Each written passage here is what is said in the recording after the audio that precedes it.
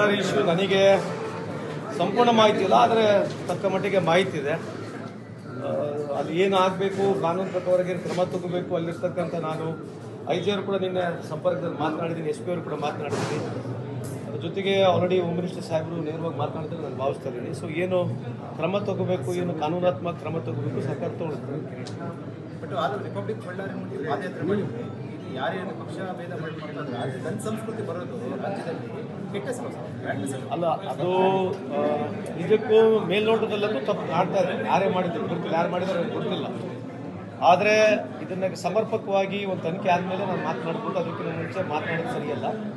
ಅದು ಯಾರು gun fire ಮಾಡಿದರೆ ನನಗೇನು ಮಾಹಿತಿ ಇಲ್ಲ. ಆದರೆ ಯಾರೇ ಮಾಡಿದ್ರು ಅದು ಸರಿಯಲ್ಲ ಅಂತ ನನ್ನ ವೈಯಕ್ತಿಕ ಅಭಿಪ್ರಾಯ.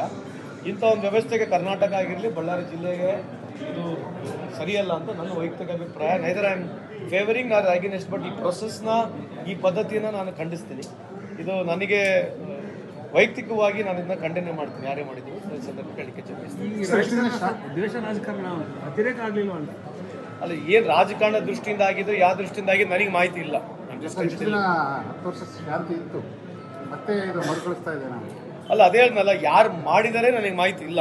ಯಾಕಂದರೆ ಕೆಲವರು ಪೊಲೀಸ್ ಗನ್ ಫೈರ್ ಆಗಿದೆ ಅಂತ ಕೆಲವರು ಹೇಳ್ತಾರೆ, ಕೆಲವರು ಪ್ರೈವೇಟ್ ಗನ್ ಮ್ಯಾನ್ ಫೈರ್ ಆಗಿದೆ ಅಂತ ಹೇಳ್ತಾರೆ. ನನಗೆ ಮಾಹಿತಿ ಇಲ್ಲ.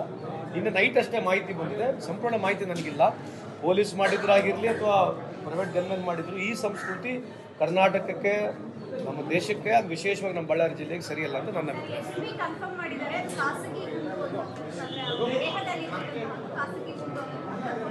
ಅಲ್ಲ, ಅದಿದ್ರೆ ಅದೇ ಗುರುತಲ್ಲಿ ನನಗೆ ಮಾಹಿತಿ ಇಲ್ಲಮ್ಮ. ಸೊ ಅದಕ್ಕೆ ಸಮರ್ಪಕವಾಗಿ